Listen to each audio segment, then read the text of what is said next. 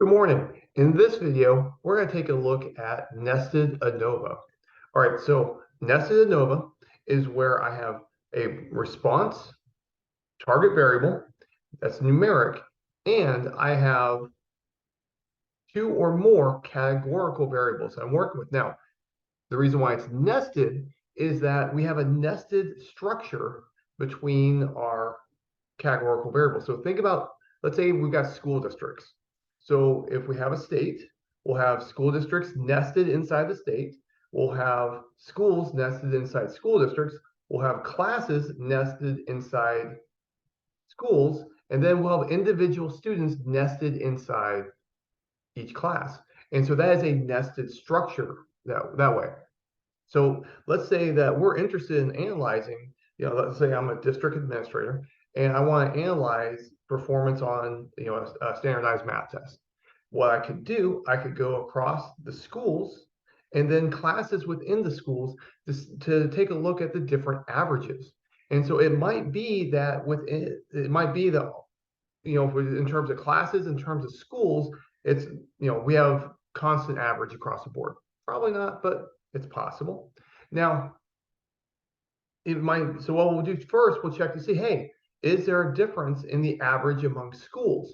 And then after I reach a conclusion there, I want to take a look and see if there's differences between classes within a school. And so this is the nested ANOVA structure. All right, so analysis of variance, or ANOVA, is a statistical method used to test differences between two or more averages.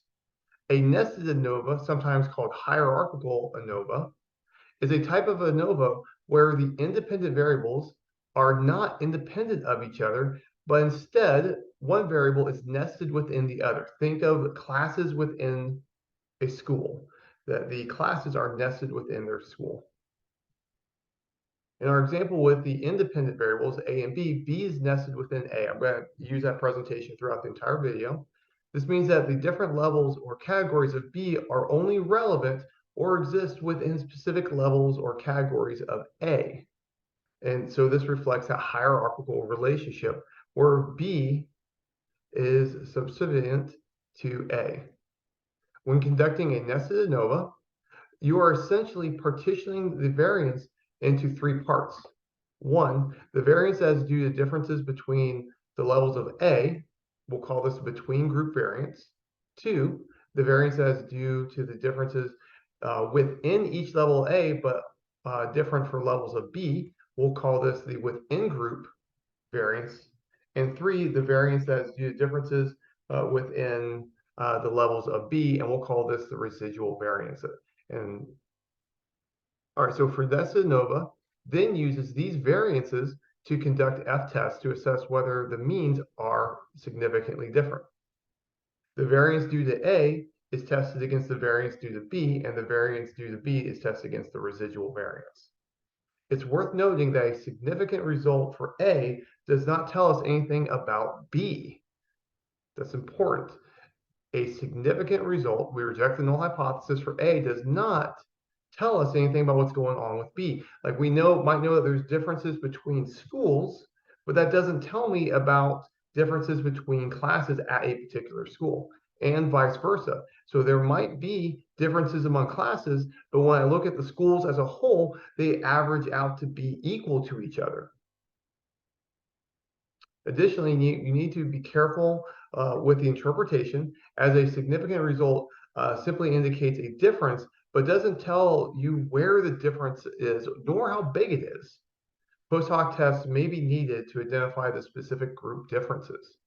So that'll be digging into our data after we reach our conclusion. All right, so now let's talk about the hypotheses that we're running in our hypothesis test for ANOVA. So in a nested ANOVA with independent variables A and B, B is nested within A, we're essentially testing two null hypotheses. The first null hypothesis is that there is no variance between the different levels of A. So we're saying this hypothesis testing is checking to see, is there a difference between schools? The second null hypothesis is that there is no variation in the means of the different levels of B within each level of A. So here we're checking to see, is there a classroom difference within the schools. And so here I'm going to use LaTeX to print up the hypotheses. And so the first hypothesis, the null hypothesis, is that we have this equal population average across all these. That should be a lowercase a, by the way. That's a typo. Second hypothesis, no variation between the levels of B within each level of A. And so here we're saying that within the first level, within the first school, we have constant population mean between the classes. The second school, constant population mean among the classes. And we keep on going all the way down through all of the different schools so that we have a constant mean across all of the different classes. In these hypotheses, these denote the null hypotheses, and the mu's represent the population averages. At level of A, these mu's represent the population averages with at the lower level, like the classes.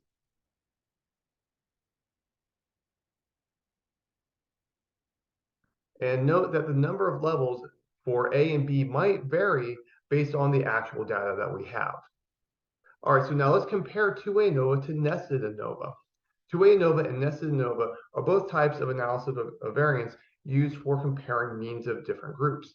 They are both designed to handle complex experimental designs, but the key difference between them lies in the nature of the independent variables and their interaction. So here we're going to list out the comparison between the two types of ANOVA. All right, so in this video, I'm only presenting two independent variables for the nested ANOVA, and so I'm going to compare to two-way ANOVA. You can make nested ANOVA a lot more complicated with a lot more nesting, like I talked about the states and school districts and so on. But here we're just doing one level of nesting just to keep it simple so we can understand what's going on. All right, so two-way ANOVA. In a two-way ANOVA, both independent variables are fixed factors, which means they are not nested, and every level of A is combined with every level of B. This allows us to examine the individual effects of A and B, our main effects. So A and B are being checked independent of each other, as well as the interaction between A and B. In other words, it checks if the effect of A depends on different levels of B and vice versa. That's the interaction aspect. Okay. The three hypotheses are being tested in two-way ANOVA is that the means for different levels of A are the same, the means for different levels of B are the same, and there's no interaction between A and B. Now, for nested ANOVA, one variable is nested inside the other independent variable. For example, variable B is nested within variable A. Classes are nested within schools. This means that the levels of B are only relevant or exist within specific levels of A, indicating a hierarchical relationship. The levels of B do not cross with all the levels of A. This is in stark contrast to two-way ANOVA. So our two main hypotheses when we're running nested ANOVA is that the means of the different levels of A are the same. And the next one is within each level of A, the means of the different levels of B are the same. Interaction effects are not directly tested in nested ANOVA. B is inherently dependent on A, so we're not even considering interaction. So two-way ANOVA and nested ANOVA serve different purposes and are used for different types of experimental designs. Two-way ANOVA is best when you want to understand the interaction between two variables, while nested ANOVA is appropriate when you have a hierarchical structure in your independent variables. All right, so every statistical test has assumptions about the data, about the population that we're drawing from. And so, nested ANOVA is no different than the other. So first assumption is independence.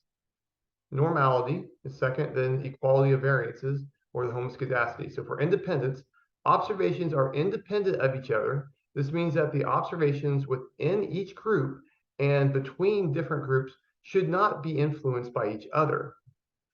In the context of nested ANOVA, B nested within A, observations within each level of A and within each level of B, and B is contained within A, are assumed to be independent. Now for normality, we want the response variable to be approximately normally distributed within each group for each combination of levels of A and B. And we can check this using Shapiro-Wilks test, looking at histograms or QQ plots. Now for the homoscedasticity, the variance of the response variables needs to be equal across all groups. This means that for each level of A, the variance of the B groups should be equal. This can be checked using Levine's test or Bartlett's test, or by inspecting the residuals versus fit plot. Violations of these assumptions can lead to incorrect conclusions. If these assumptions are not met, we might be able to do a transform on our data to get the normality aspect, or we might want to use a non-parametric test. Always remember to check your assumptions before we run our ANOVA to make sure that we're not doing a garbage in, garbage out analysis. All right, so now the nested ANOVA table is very similar to what's before, but we use a little bit different notation on this one. And so, we have our source of variation. Notice that B is denoted as being contained within A. We have our degrees of freedom like we had before, our sum of squares, then our mean squares are F, our p-values. All right, so the source represents the source of variation, which are between groups B within each level of A, and the residual or error. So here's our source of variation. Now our degrees of freedom are here. I'll actually show the explicit formula in a moment. The degrees of freedom are different than they are in other ANOVA tables. Then we have our sum of squares. So the sum of squares is the difference between the observed value, the particular mean that we're interested in, square the difference, add them all up.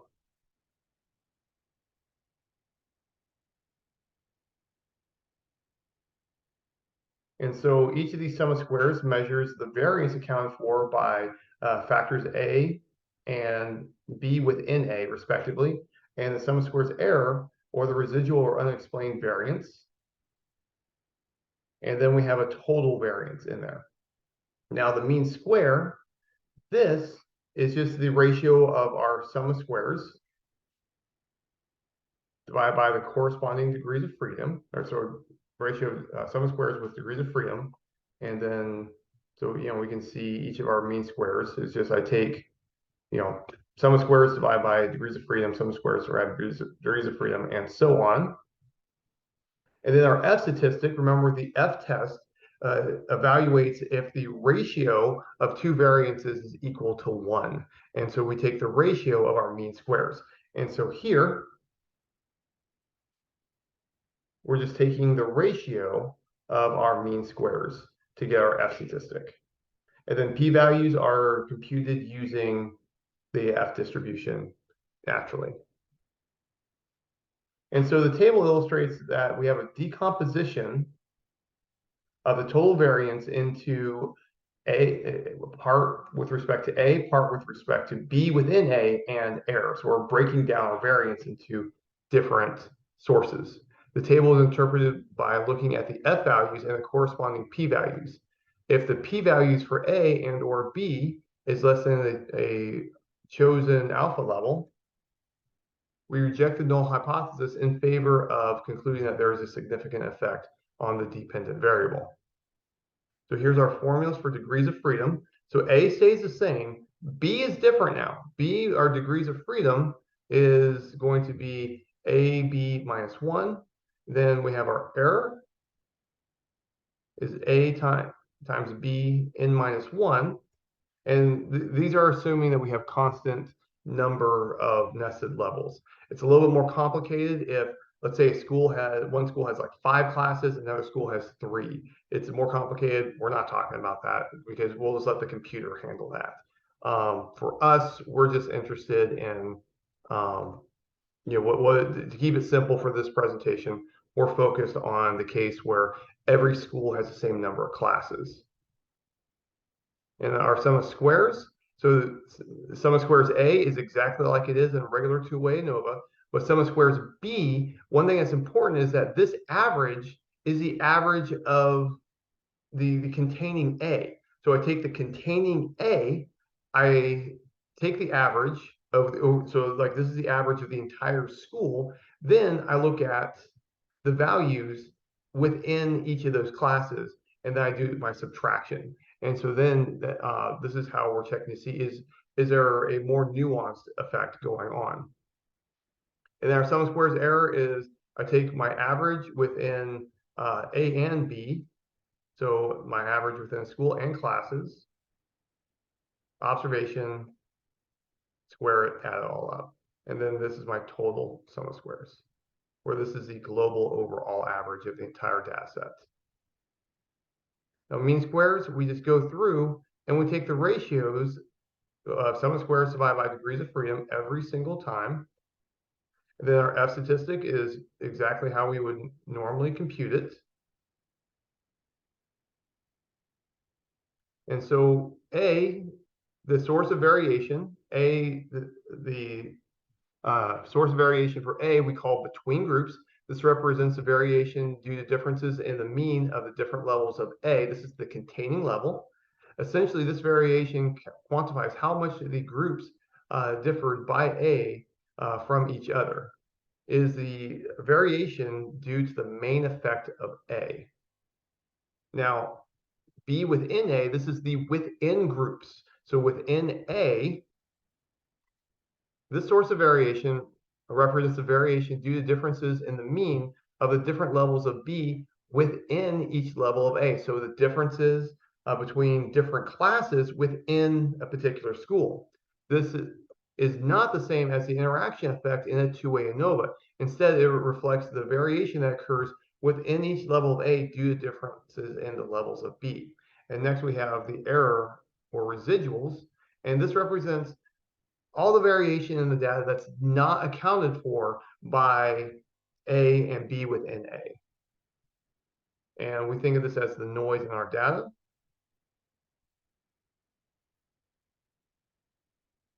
And in terms of these sources of variation with each other, the total variation is equal to the variation due to A plus the variation due to B plus the error variation.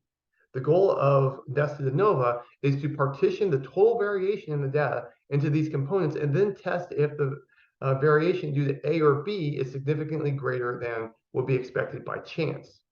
If the variation due to A or B is significantly greater than the error variation, we would reject the null hypothesis for that factor, suggesting that it has a significant effect on the dependent variable. The p-value associated with each source of variation in the ANOVA table indicates a likeliness of observing a variation as extreme as the one calculated or more extreme by chance alone.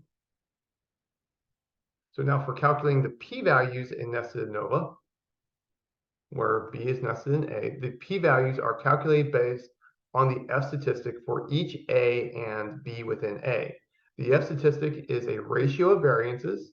It quantifies how much more the variance due to A or B within A is compared to the unexplained variance error.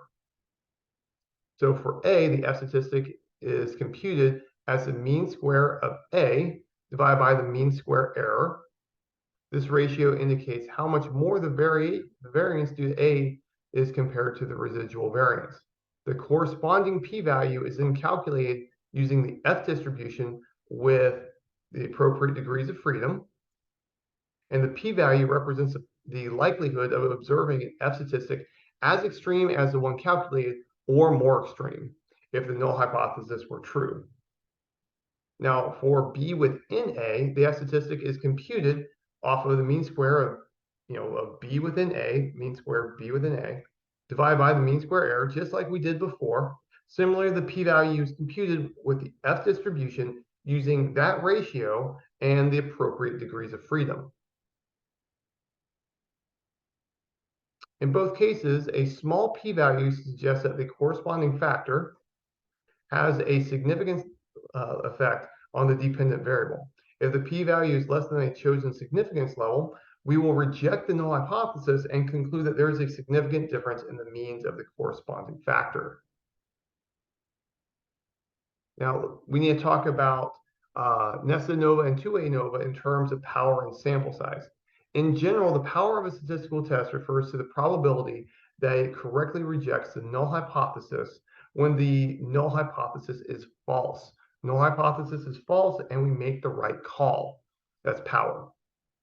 Power is influenced by several factors, including sample size, effect size, that is the magnitude of the differences, the variability in the data, and the chosen significance level. For both nested and two-way ANOVA, larger sample sizes and larger effect size will increase the power of the test. Now let's compare nested ANOVA and two-way ANOVA in terms of power and sample size using A and B as the independent variables. So two-way ANOVA, both A and B are independent variables and are not nested. This design allows testing the effects of A and B and their interaction. Given a fixed total sample size, the power to detect effects depends on how the data is distributed among A and B. The power is maximized when the sample sizes across different combinations of A and B are balanced as equal sample sizes. Moreover, two-way ANOVA allows for testing of interaction effects, which could provide more specific insights into the relationship among the variables. Now, for nested ANOVA, in nested ANOVA, B is nested within A, indicating a hierarchical structure. Because of the structure, there are inherently fewer degrees of freedom for the error term compared to two-way ANOVA. So think about, if I'm talking about the classes within the schools, I have fewer students within the class than I do over an entire school.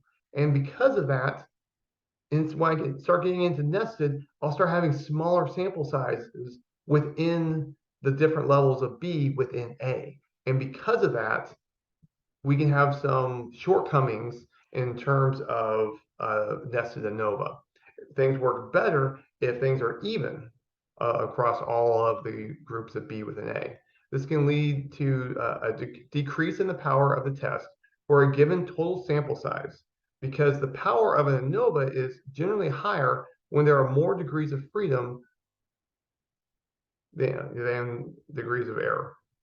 The power in nested ANOVA can be increased by increasing the number of groups in A or the number of measurements within each group of B, nested within an A. However, because B is nested within A, increasing the sample size within B doesn't add as much information as about the main effect as it would in two-way ANOVA.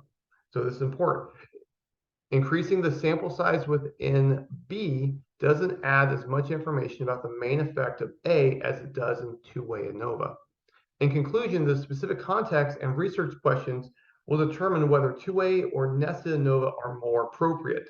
While two-way ANOVA can be more powerful for a given total sample size and allows for testing of interaction effects, nested ANOVA can be better for hierarchical situations. It's important to note that fulfilling the assumptions of ANOVA is crucial for having a valid test either way. Now let's compare ANOVA to linear regression with two nested categorical independent variables. That's a lot of words to say. Both nested ANOVA and linear regression with nested categorical independent variables can be used to analyze hierarchical or nested data structure, but they approach the problem differently and are used in different contexts. Nested ANOVA is used to analyze variance for different groups. ANOVA, analysis of variance. Nested ANOVA is looking at the variance, for different groups or categories where one category is nested within another. It partitions the total variability among observations into components attributable to different sources and provides an F-test to decide the variability due to each source is significantly larger than would be expected by random chance. In context of comparing nested ANOVA to linear regression, B nested with an A, nested ANOVA will provide separate tests for the main effect of A and the effect of B within A, where B is treated as a random effect. This approach is typically used when the levels of B are not of primary interest, but are considered random samples from a larger population. Now, for linear regression with nested categorical variables, in linear regression, categorical variables are usually incorporated into the model using dummy variables. When dealing with nested categorical variables, a common approach would be to create a set of dummy variables for A and another set of dummy variables for each level of A to represent B. So I'll have A and B dummy variables because B is nested within A. In this model, you can estimate the main effect of A and the effect of B within each level of A, while also estimating the overall effect of B. This approach is more flexible than nested ANOVA in certain respects. For instance, it can more easily accommodate additional predictors, categorical or continuous, interaction effects, and non-equal variance among groups. However, it has some potential downsides. In particular, interpretation of dummy variable coefficients can get really hairy. So especially if there are a lot of levels in A and B. Furthermore, the linear regression approach assumes that the error variance is constant across groups, and an assumption that can be relaxed in the context of nested ANOVA. In conclusion, both approaches can be used for nested data. The choice between nested ANOVA and linear regression with nested categorical variables often depends on the specific context, the research questions of interest, and the assumptions that are reasonable for the data. All right, so now let's go ahead and run through an example with R. First thing I'm going to do is I'm going to generate my data. Here I have A, here I have B. B is nested with an A. Y is my response variable. And just to show you, as I generated my data, I want to show you that I have equal number of values within each B within A. So this is class 1, class 2, class 3, class 4. And this is school 1, this is school 2, school 3. Now, to run ANOVA in R for nested, notice I have this symbol right there. That's important. So I have A, and then B, to denote that B is within A, I just do a division sign. Kind of a weird notation.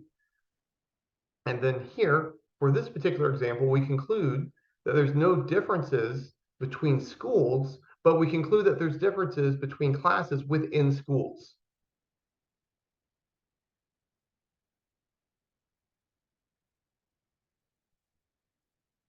And to get the results of the ANOVA, we can use summary or ANOVA to print out the values.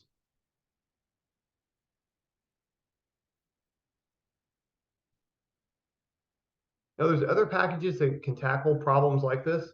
LME4, that one's a big one, probably the biggest package for this. I use base R to keep it simple. The CAR package, I would recommend not touching the CAR package because it starts messing around with your other packages and can make things difficult. I've had to help students like literally wipe out their entire R system and then reload it because of the CAR package. But the CAR package is really, really powerful. So it's got a lot of good tools. It's the companion to applied regression is what CAR stands for. And AFEX, which I haven't used AFEX, but I've used the first two quite a bit. Now, conclusion. Nested ANOVA is a statistical test that is suitable for hierarchical or multi-level data, where one independent variable is nested within another independent variable. In this case, B is nested within A. It is useful when subjects within groups are not identical, but share a group level similarity, and the structure needs to be taken into account in the analysis. Nested ANOVA allows for the partitioning of the total variance into components attributable to the main effect, the effect of B within A, and the residual error. This helps to understand the individual as well as combined impact of these factors on the dependent variable. The null hypotheses, we generally assume that there are no differences between the means of the levels. So for A, we assume that we have constant average across the different levels of A and no difference between the different levels of B within A. By performing the ANOVA test, we can assess whether the observed data provides enough evidence to reject the null hypothesis in favor of the alternatives. And that is that there is a difference in means is the alternative. The p-values associated with the F statistics for A and B within A in the ANOVA table help us to make this decision. If the p-value is less than a predetermined significance level, typically 0.05, we would reject the null hypothesis, suggesting that the corresponding factor has a significant effect on the dependent variable. While Nested ANOVA is a powerful tool, it's important to remember its results are only valid if the assumptions of the test are met. These include normality, independence, and homoscedasticity equivariance of the residuals. Overall, Nested ANOVA is a valuable method for analyzing complex hierarchical structured data, offering insights into the main and nested effects of different independent variables. All right, well, that's all I've got for you. I hope you enjoyed the video. Life is short. Do math.